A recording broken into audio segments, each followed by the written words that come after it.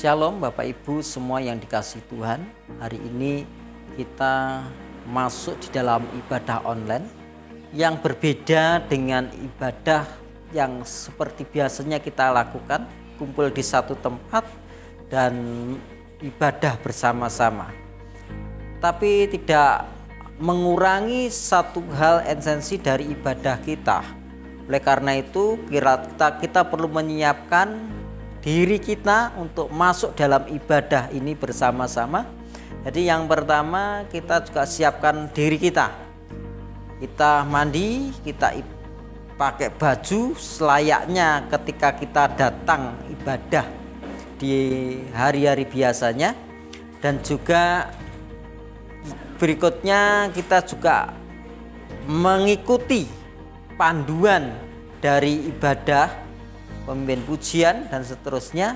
Ketika kita memuji Tuhan, kita ikut nyanyi dan kita juga ikut menyembah Tuhan. Terlebih persiapkan hati kita supaya kita dapat menikmati kuasa Tuhan yang luar biasa. Dan saya yakin dan percaya ketika kita siapkan diri kita untuk masuk dalam ibadah ini, kuasa Tuhan terjadi dalam hidup kita dan kuasa Tuhan nyata dalam hidup kita. Oleh karena itu, mari kita bersama-sama maju dalam kerendahan hati dan selamat menikmati ibadah kita hari ini dan selanjutnya. Kiranya Tuhan Yesus memberkati. Haleluya. Amin.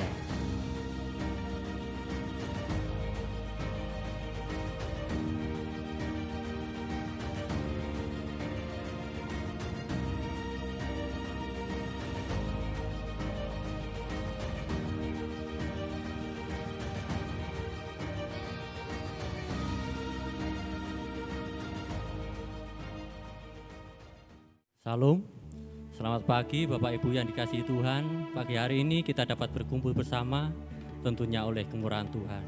Oleh pemeliharaan Tuhan kita ada sampai pagi hari ini. Marilah kita satukan hati kita untuk memuliakan nama Tuhan.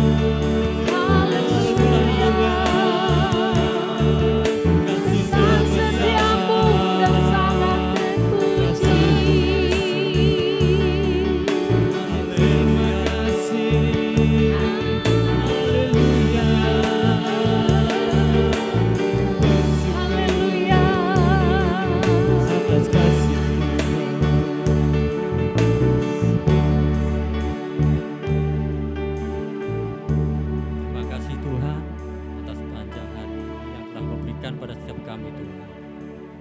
Tuhan, bila mana hamba-Mu akan melanjutkan ibadah pagi hari ini Tuhan, kiranya Tuhan pimpin, Tuhan bimbing Tuhan, sehingga kami dapat beribadah dengan benar Tuhan. Semuanya kami serahkan padamu Tuhan. Haleluya. Amin. Ada sukacita pagi hari ini. Mari kita bersukacita pagi hari ini dalam Tuhan.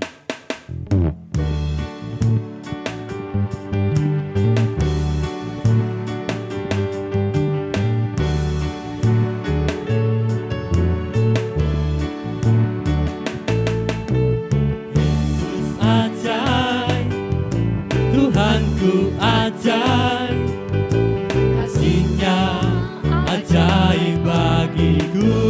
Yesus ajaib, Yesus ajaib, Tuhanku ajaib, rahmat-Nya kekal selamanya. Tak berubah kasih-Nya, setiap hari bertambah indahnya, sampai bumi berlalu dan habislah ragaku. Yesusku ajaib bagiku. Yesus ajaib. Yesus ajaib, Tuhanku ajaib, kasih-Nya ajaib bagiku. Yesus ajaib, Tuhanku ajaib, rahmat-Nya kekal selamanya. Tak berubah kasih-Nya, setiap hari bertambah indahnya, sampai bumi berlalu dan habislah ragaku.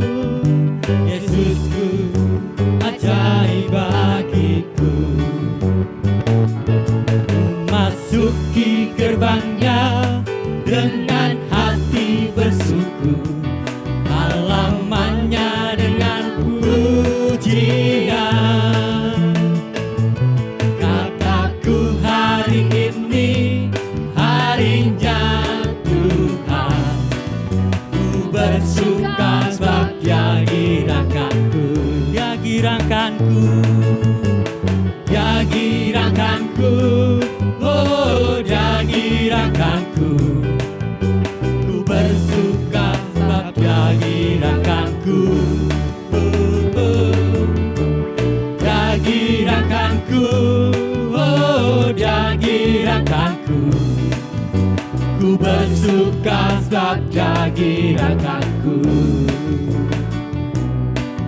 Ku bersuka sebab Dia girakanku.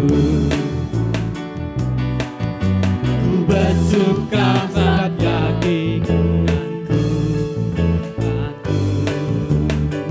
Haleluya. Beri sorak-sorai buat Tuhan kita. Haleluya. Sebentar kita akan mendengarkan kebenaran firman Tuhan. Mari kita siapkan hati kita untuk menerima firman Tuhan. Haleluya Yesus.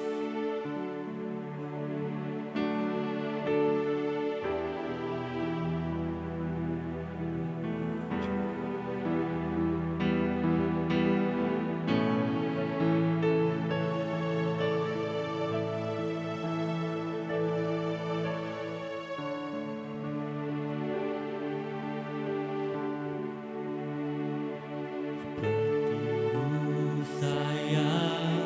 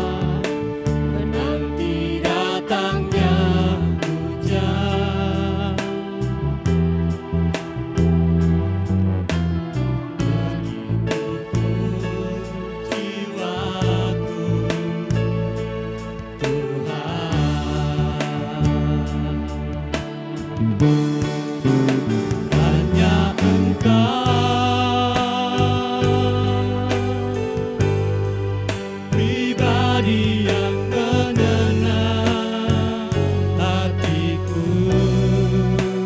Tiada yang tersembunyi dariku. Isi hatiku kau tahu, dan bawaku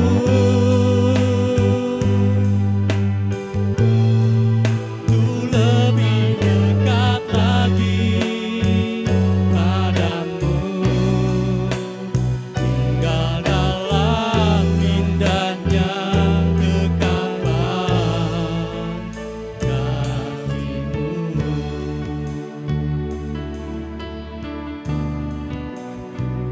Tinggal dalam indahnya dekapan kasih-Mu.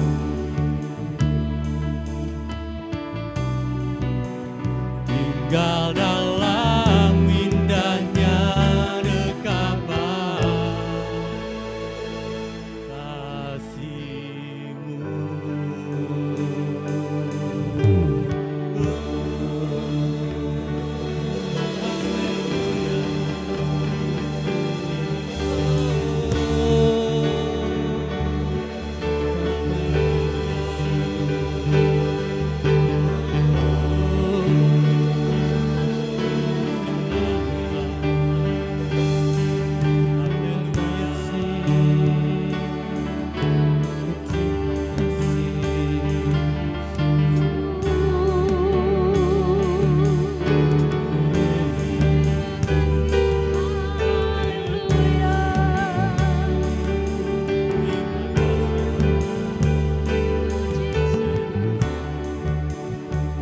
Doa firman Tuhan kami serahkan pada hamba-Nya yang menyampaikan firman Tuhan.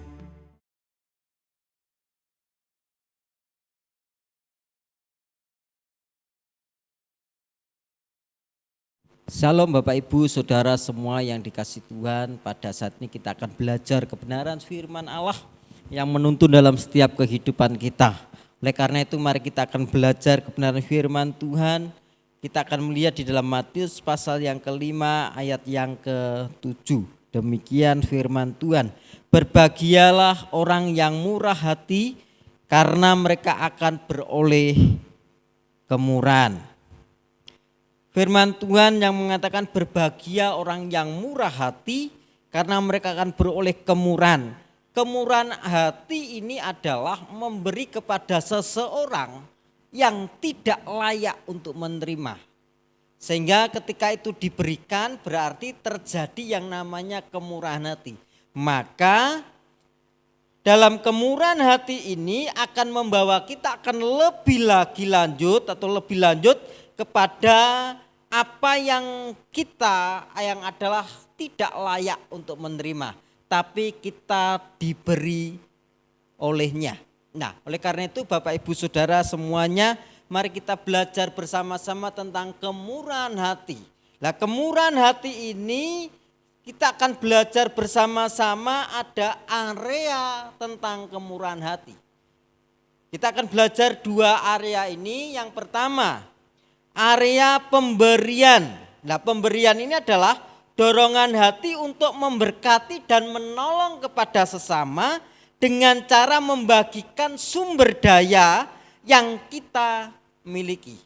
Jadi memberkati di area pemberian ini adalah satu tindakan di mana kita telah memberikan sumber daya yang kita miliki. Baik sumber daya itu yang ada dalam hidup kita, baik itu harta kita, baik itu kemampuan kita untuk dapat kita berikan kepada orang lain yang sebenarnya mereka tidak layak. Tapi lewat kebenaran firman Tuhan ini mari kita belajar bersama-sama. Sehingga apalagi dalam masa-masa seperti ini, kemurahan hati itu harus ada, harus nyata dalam setiap kehidupan kita. Orang yang percaya kepada Tuhan Yesus Kristus yang telah memberikan kepada kita teladan untuk bermurah hati. Di mana Tuhan Yesus telah meladankan kepada kita kemurahan ini atau murah hati. di mana seharusnya kita tidak layak menerima kemurahan daripada Allah, tetapi karena kasih dan karunia-Nya Ia bermurah hati sehingga kita yang tidak layak akhirnya memperoleh keselamatan yang datang daripada Allah. Sehingga saya mau katakan ini waktunya kita untuk bermurah hati kepada sesama kita. Sehingga tidak ada alasan apapun untuk kita tidak bermurah hati. Sebab Dia Allah yang kita sembah telah terlebih dahulu bermurah hati kepada kita. Sebagaimana kita galakkan hari ini, mari kita berlomba-lomba untuk berbuat kebaikan. Sehingga untuk berbuat kebaikan ini diperlukan kemurahan hati. Saya yakin dan percaya kalau kita ada murah hati, maka kita dapat melakukan masuk dalam gelanggang perlombaan untuk berbuat baik. Sehingga mari kita belajar bersama-sama. Pemberian adalah dorongan hati untuk memberkati dan menolong sesama dengan cara membagikan sumber daya yang kita miliki. Jadi area yang pertama itu berkaitan dengan pemberian. Nah, pemberian berarti Tuhan ajarkan hari ini untuk kita dapat berbagi kepada yang lain. Kapan? Ini waktunya untuk kita berbagi. Terus yang kedua di area pengampunan. Ya, kemurahan hati di area pengampunan ini adalah sikap hati untuk tidak menghakimi melainkan tetap mengulurkan tangan ketika seseorang tidak melakukan apa yang benar dan adil. Nah, pengampunan ini pun juga diteladankan Tuhan kepada kita. Di mana pengampunan ini harus terjadi ketika orang telah melakukan sesuatu yang tidak adil dan sesuatu yang tidak benar. Ketika itu terjadi, area pengampunan ini harus ada dalam hidup kita. Sehingga ini menuntut hati yang besar. Sehingga kemurahan hati itu harus muncul. Ketika kemurahan hati itu muncul sekali ketika kita mengeluarkan pengampunan kepada orang yang tidak hidup dalam kebenaran, tidak hidup dalam keadilan, ini bagian tantangan dalam hidup kita.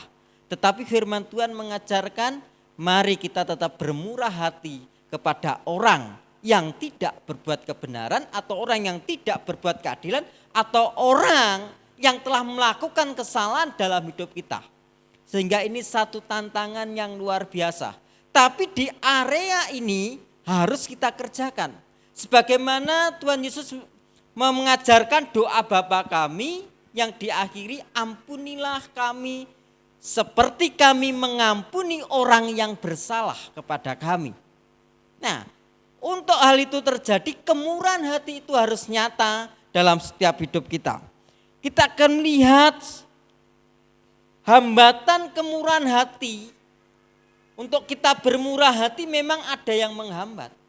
Hambatannya yaitu keakuan. Jadi keakuan, saya yang benar, kenapa saya harus bermurah hati? Kenapa saya harus memberi pengampunan? Karena saya di posisi yang benar. Seharusnya dia yang minta maaf dulu. Tapi pengampunan itu tidak harus mereka minta maaf. Tetapi pengampunan itu diberikan sekalipun ia tidak minta maaf. Sehingga keakuan ini menghalangi kita untuk bermurah hati. Posisinya lebih tinggi daripada saya. Seharusnya dia tunduk kepada saya. Tapi Tuhan Yesus ajarkan untuk bermurah hati itu adalah apalagi tentang pemberian tadi. Itu kepada mereka yang tidak layak untuk menerimanya. Maka kemurahan itu harus dinyatakan, diberikan kepada mereka. Sehingga keakuan ini menghalangi. Dan juga yang menghalangi itu pembalasan. Sehingga firman Tuhan katakan, sebenarnya firman Tuhan katakan pembalasan itu hakku. Itu kata Tuhan. Tetapi kadangkala pembalasan yang muncul dari hati manusia itu yang menghalangi kemurahan hati. Untuk kita tidak bisa mengampuni, untuk kita tidak bisa memberi. Karena pembalasan. Atau dengan kata lain balas dendam karena sakit hati. Sehingga muncul tidak ada pengampunan. Nah, ini yang menghalangi untuk kita bermurah hati. Padahal bermurah hati ini bagian dari demonstrasi kerajaan Allah yang dinyatakan oleh Tuhan Yesus di atas bukit. Ketika Tuhan Yesus mengajar di atas bukit, menyatakan demonstrasi kerajaan Allah, di dalamnya kita harus bermurah hati. Maka orang yang bermurah hati itu harus dapat mengampuni. Kepada siapa? Kepada mereka yang tidak layak menerima pengampunan. Nah, oleh karena itu Bapak Ibu Saudara yang dikasihi Tuhan, mari kita bersama-sama. Ya. Pembalasan ini yang membuat penghalang bagi kita untuk dapat bermurah hati. Yang ketiga, hambatan untuk bermurah hati itu karena orang memiliki mentalitas kemiskinan. Berapa hari yang lalu saya ajarkan kepada jemaat semuanya untuk mari kita belajar untuk memiliki mentalitas kelimpahan. Kenapa? Karena mentalitas kelimpahan ini akan dapat dengan mudah untuk kita bermurah hati. Tapi mentalitas kemiskinan itu yang menghambat kita untuk dapat bermurah hati. Karena orang miskin rata-rata akan berkata, saya perlu, atau perasaan kekhawatiran, atau saya perlu dikasihani. Sehingga untuk bermurah hati mereka berpikir, bagaimana saya bermurah hati? Wong saya masih dalam kekurangan. Nah, sehingga ketika kita belajar untuk memiliki mentalitas yang tidak mentalitas kemiskinan, maka kita dapat berbagi kepada yang lain. Dan saya mau katakan untuk berbagi kepada yang lain itu tidak hanya harta yang kita miliki. Tetapi semua aspek dalam kehidupan kita dapat berbagi kepada yang lain. Baik itu waktu, baik itu tenaga, baik itu pikiran, kita dapat berbagi kepada yang lain. Lah oleh karena itu Bapak Ibu Saudara yang kasih Tuhan, biarlah 3 perkara ini keakuan, pembalasan mentalitas tidak punya, ini mari kita jauhkan dalam hidup kita. Sehingga kita dapat bermurah hati. Lah oleh karena itu keterbatasan aliran sumber daya dari Tuhan dalam hidup kita. Maksudnya saya katakan seperti ini. Ketika orang itu memiliki mentalitas tidak mampu, ya, maka justru ini menghambat kita, justru ini akan memberikan keterbatasan apa yang Tuhan akan lakukan dalam hidup kita.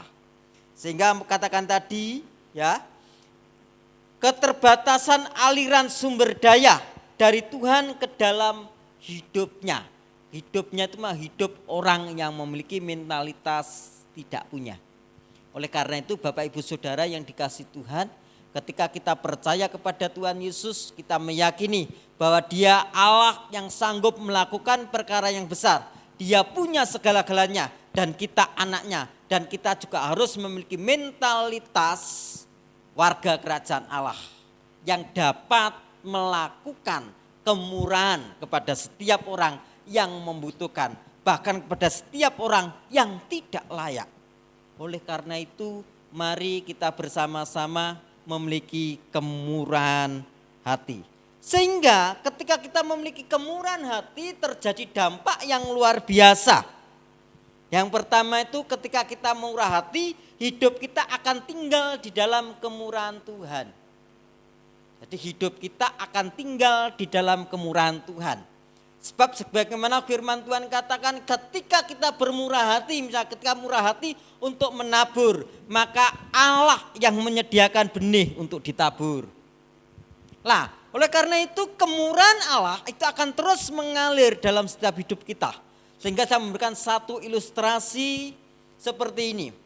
Ketika ada tandon air, di situ ada bak mandi, maka diperlukan dari tandon ke bak mandi itu diperlukan pipa.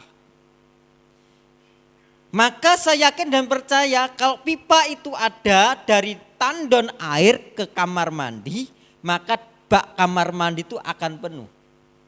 Sehingga saya mau katakan seperti ini. Kalau itu terjadi, ya, maka pertanyaannya, pipa ini basah atau kering? Ya. Saya yakin dan percaya kalau air mengalir berarti pipa ini basah. Ketika kita mengalirkan kasih Tuhan, mengalirkan kemurahan Tuhan kepada yang lain, sehingga kita juga akan memperoleh terus aliran. Jadi tetap basah, tetap menerima aliran kemurahan daripada Allah, sehingga kita dapat mengalirkan kepada yang lain. Sehingga bisa dikatakan kita akan jadi saluran berkat bagi orang lain. Itu dampak ketika kita murah hati, maka Allah memberikan kemurahan kepada kita. Sehingga kita tidak pernah mengalami kekeringan. Maka kita akan terus ada dalam rencana Tuhan, dalam berkat-berkat Tuhan. Sebagaimana kita seperti tanam di tepi aliran air yang tidak pernah mengenal masa kering dan tetap hijau daunnya dan menghasilkan buah pada waktunya. Ini kemurahan Tuhan yang kita terima kalau kita bermurah hati. Kemurahan hati juga menghadirkan kerajaan Allah dalam hidup kita. Maka sukacita, damai sejahtera terus melimpah dalam hidup kita. Ketika kemurahan Allah itu terjadi dalam hidup kita. Kemurahan Allah itu terjadi atas hidup kita ketika kita memiliki kemurahan hati dapat berbagi kepada yang lain. Sehingga pada saat ini saya mau sampaikan kepada Bapak Ibu Saudara semua, baik yang ada di tempat ini, baik yang ibadah secara online, baik ibadah yang secara mendengar radio, kami yakin dan percaya, mari hari ini kita bersama-sama berlomba-lomba untuk menjadi berkat, sehingga semua lewat hidup kita sudah berdampak. Sehingga ada satu pujian, hidup ini adalah kesempatan. Bila saatnya tiba, maka kita sudah menjadi berkat. Oleh karena itu, mari kita renungkan kebenaran firman Tuhan ini. Jangan lupa, mari kita masuk dalam gelanggang perlombaan untuk berbuat baik. Kiranya Tuhan Yesus memberkati. Bapa di surga, kami sudah mendengarkan firman-Mu. Kami yakin dan percaya firman-Mu menuntun kami, menguatkan kami untuk hidup di dalam kemurahan hati. Oleh karena itu ajar kami di dalam nama Tuhan Yesus, sehingga kami mampu melakukan semuanya itu. Sehingga firman Allah tidak hanya kami dengar, tetapi kami lakukan dalam hidup kami dari hari ke hari. Di dalam nama Tuhan Yesus kami berdoa dan menyerahkan seluruh umat Tuhan dalam tangan-Mu. Haleluya. Amin. Kemuliaan bagi Tuhan di tempat maha tinggi. Kau Raja diagungkan dan dipuji.